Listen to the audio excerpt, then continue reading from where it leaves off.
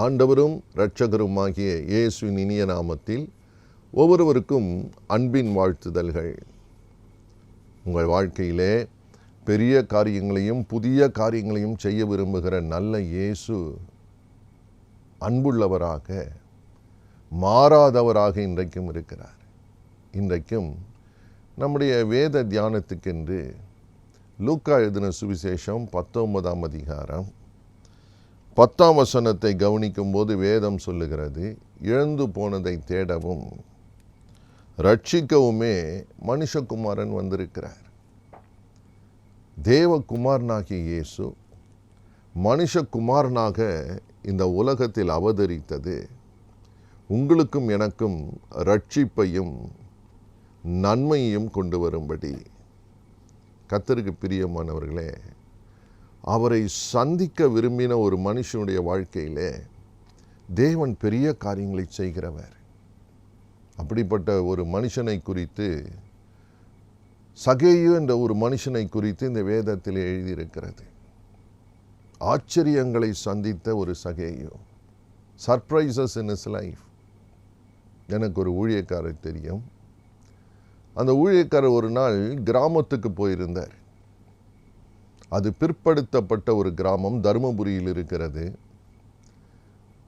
அங்கே நடந்த அந்த சபையில் நடந்த ஒரு உபவாச நிகழ்ச்சிக்கு தேவ செய்தியை கொடுக்கும்படி அந்த ஊழியக்காரர் அழைக்கப்பட்டிருந்த போது, அந்த கிராமத்துக்கு போன போது அன்றைக்கு உபவாச ஜெபம் ஆரம்பத்திலேயே அந்த போதகர் சொன்னார், ஐயா, இங்கு ஏழை ஜனங்கள், வறுமையினால் கஷ்டப்படுகிற ஜனங்கள், வறட்சியைத்தான் சந்தித்திருக்கிறார்கள். ஒரு பக்கம் மழை இல்லாததினால், இயற்கையின் மழை இல்லாததினால் வறண்டு போய் கிடைக்கிற பூமி.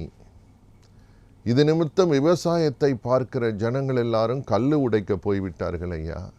அற்பமான வேலைகளுக்கு போய் தங்கள் வாழ்வாதாரத்தை பார்த்து கொள்ள போயிருக்கிறார்கள். இரண்டாவது, ஆவிக்குரிய வறட்சி. எந்த விதமான மகிழ்ச்சியோ ஒரு ரட்சிப்பின் அனுபவமோ இல்லாமல் ஜனங்கள் கஷ்டப்படுகிறார்கள். எய்ட்ஸ் என்ற வியாதி அநேகரை தாக்கி இருக்கிறது. திடீரென்று மரணங்கள் சம்பவிக்கிறது. சிறு பிள்ளைகள் அனாதையாகி விடுகிறார்கள். பாவம் நிறைந்த ஒரு சூழலில் இந்த கிராமம் இருக்கிறதே என்று வேதனையோடு என்னிடம் சொன்னார். ஐயா, ஒரு முக்கியமான காரியத்துக்காக நீங்கள் ஜெபம் பண்ண வேண்டும் என அந்த ஊழியரிடம் கேட்டார். என்னவென்றால், மழைக்காக ஜெபம் பண்ணுங்கள். அந்த நாளின் உபவாச கூட்டம் முடிகிற போது எல்லாருக்கும் ஜெபம் செய்கிற வேலை முடிந்த பிறகு அந்த ஊழியக்காரர் சாப்பிட வேண்டும் என அந்த போதகர் அவரை அழைத்து புறப்படுகிற நேரம் இயேசு வெளிப்பட்டார். இயேசு முதலாவது சொன்ன ஒரு வார்த்தை, நான் இன்றைக்கு சாயந்தரம் மழையை கட்டளையிட போகிறேன், மழையை வருஷிக்க பண்ண போகிறேன் இந்த கிராமத்துக்கு என்று சொன்னார். ஆச்சரியம். அந்த ஊழியக்காரருக்கும் நம்ப முடியவில்லை, அந்த போதகருக்கும் நம்ப முடியவில்லை.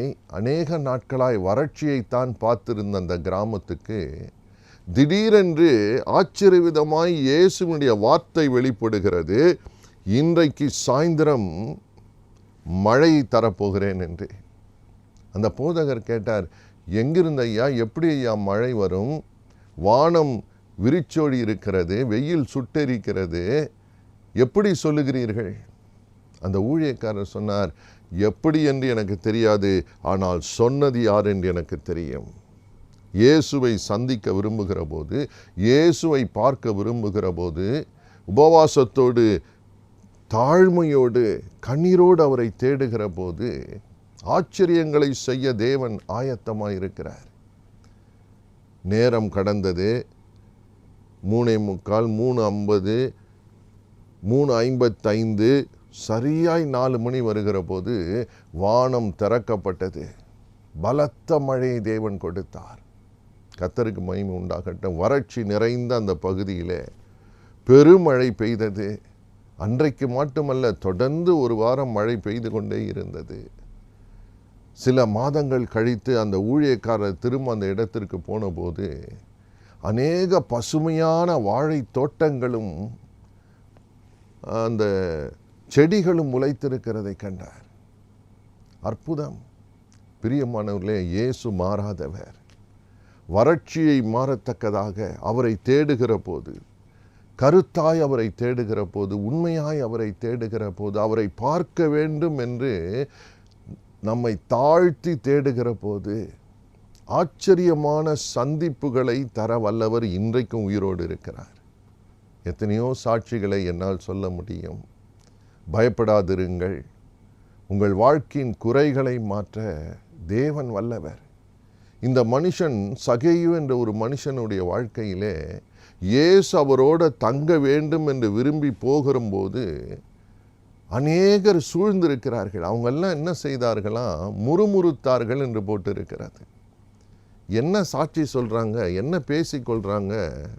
அந்த சகேயுவின் காது பட, இவன் பாவியான மனுஷன். இயேசு இப்போ யாரோட போகிறாரு? ஒரு பாவியான மனுஷனோட போகிறார் என்று சொல்லி சூழ்ந்துறவங்க எல்லாரும் முறுமுறுத்தாங்களாம். எனக்கு அன்பார்ந்தவர்களே, ஒருவேளை உங்கள் வீட்டுக்குள்ளேயே உங்களை குறித்து முறுமுறுக்கலாம். உங்களை அறிந்தவர்கள் உங்களை குறித்து முறுமுறுக்கலாம். உங்கள் வாழ்க்கையின் சுபாவங்களை பார்த்து உங்களுக்கு பல பெயர்கள் வைத்திருக்கலாம். உங்களை இழிவாக பேசலாம். உங்கள் காது படவே பேசலாம். முறுமுறுப்புகள் நிறைந்த இந்த உலகத்திலே உங்களை நேசிக்கிற ஒரு கர்த்தர் இருக்கிறார். அவர் யார் தெரியுமா? அவரை பார்க்க ஆசையாக இருக்கும்போது, அவரை சந்திக்க ஆசையாக இருக்கும்போது, அவரை குறித்து அறிய நாம் ஆசையாக இருக்கும்போது, மற்றவர்கள் சொல்லுகிற முறுமுறுப்புகள், குறைகளை அவர் பார்க்கிறவர் அல்ல. உங்களுக்குள்ளே ஒரு புதிய காரியத்தை செய்ய விரும்புகிறவர். Something very astonishing.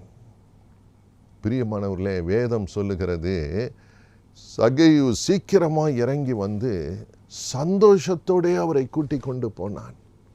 அப்போ இத்தனை நாள் ஐஸ்வர்யம் ஆசீர்வாதம்லாம் இருந்தப்போ அவனுக்கு சந்தோஷம் இல்லையா?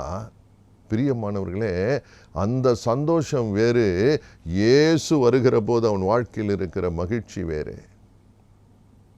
எல்லாமே இருந்து இயேசு இல்லை என்றால் அந்த வாழ்க்கை வெறுமைதான். எதுவுமே இல்லையா, இயேசு எனக்கோடு கூட இருக்கிறார் என்று சொன்னால் சகலமும் உங்களுக்கு நன்மைக்கு ஏதுவாக நடத்த வல்லவர். There is a turning point in your life. இயேசு உங்கள் வாழ்க்கையிலே தங்கும் பொழுது, நாம் அவருடைய ஆலோசனைக்கு இடம் கொடுக்கும் போது அவர் சொல்லுகிறார், நீ சீக்கிரமாக இறங்கி வா. தேவனுடைய ஆலோசனைகள் வரத்தான் செய்யும். உங்களை வழி நடத்த தேவன் ஆலோசனை தர விரும்புகிறார். பல விதங்களிலே இயேசு உங்களோடு கூட பேசத்தான் செய்கிறார். உங்கள் வாழ்க்கையிலே மாற்றங்களை கொண்டு வர விரும்புகிறார்.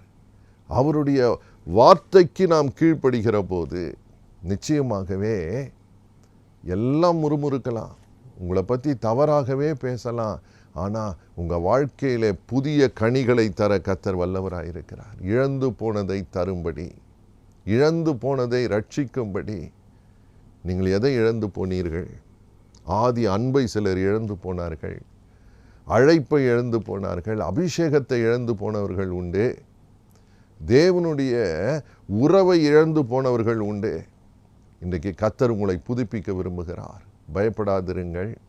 உங்கள் வாழ்க்கையிலே திருப்பங்களை ஏற்படுத்த விரும்புகிற தேவன், ஆச்சரியமான தொடுதலை தர விரும்புகிற தேவன், உங்கள் வறட்சிகளை மாற்ற விரும்புகிற தேவன். அவரை நம்புவோம்.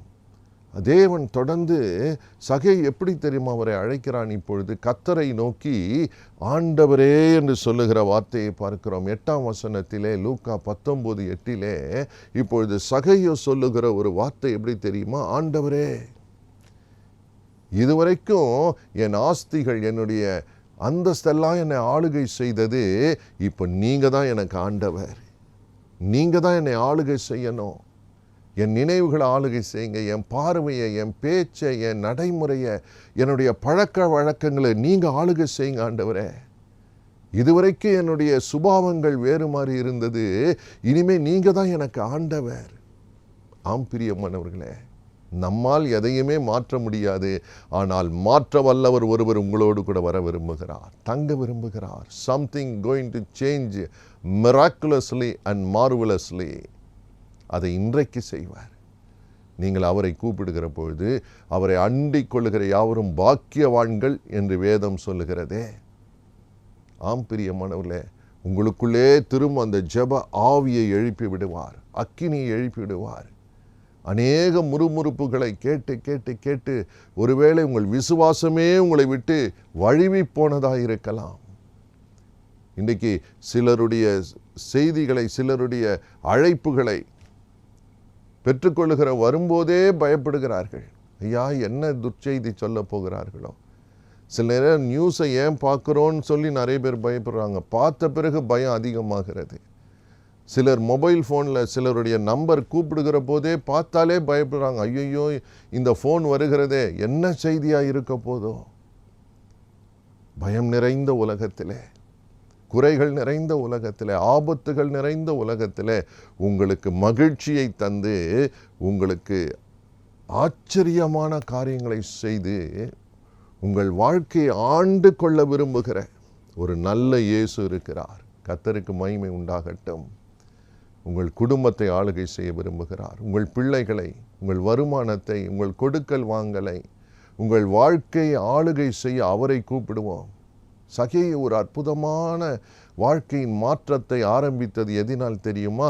ஆண்டவரே, அவரை நோக்கி கூப்பிடுகிறான். ஆண்டவரே, அநியாயங்கள் அவன் வாழ்க்கையில் இருந்ததை நியாயங்களாய் மாற்ற தேவன் அவனுக்குள்ளே உணர்வை கொடுத்தார். பாவமான ஒரு வாழ்க்கையை பரிசுத்தமான வாழ்க்கையாய் மாற்றும்படி உணர்வுகளை இயேசு தருகிறார். ஏன்? கூட இருக்கிறபடினால். There is something that happens what others cannot do. உங்களாலேயே சிலர் உங்களையே மாற்ற முடியாது என்று நீங்களே சலிப்படைந்த நேரங்கள் இயேசு உங்களோடு தங்கும்போது, praise the Lord, something happens on the inside.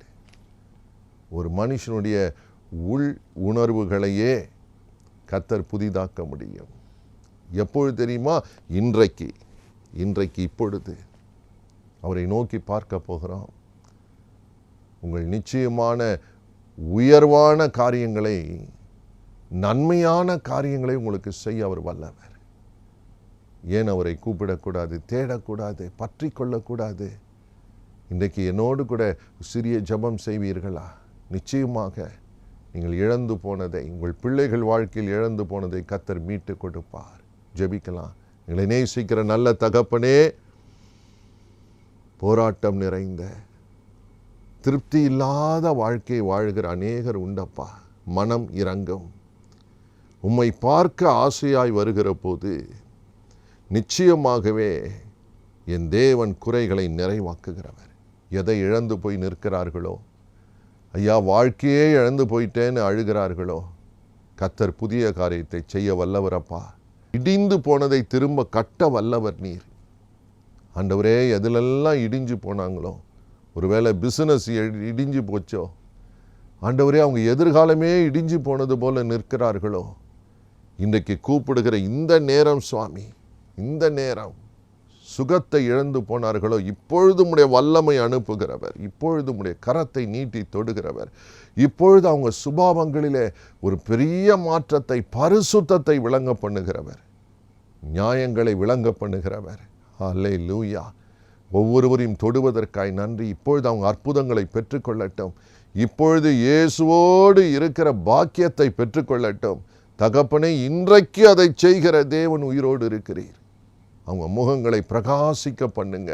இயேசுவின் நாமத்தில் வாயின் கட்டுகள் அவிழ்க்கப்படட்டும், இருதயத்தின் கட்டுகள் அவிழ்க்கப்படட்டும், ஆத்துமாவில் இருக்கிற கட்டுகள் அவிழ்க்கப்படட்டும், சிந்தனையில் இருக்கிற கட்டுகள் அவிழ்க்கப்படட்டும், பிசாசின் கட்டுகள் அவிழ்க்கப்படட்டும். இயேசுவின் இரத்தத்தை தெளிக்கிறோம். அப்பா, எங்களுக்காக ஜீவனை கொடுத்த நல்ல தேவனே, பிரகாசிக்க பண்ணுங்க. அற்புதங்களை எடுத்துக்கொள்ளுகிறோம். ஆசீர்வதியும், சாட்சியாய் நிறுத்தும். இயேசுவின் நாமத்தில் நல்ல பிதாவே. ஆமேன், ஆமேன். God bless you.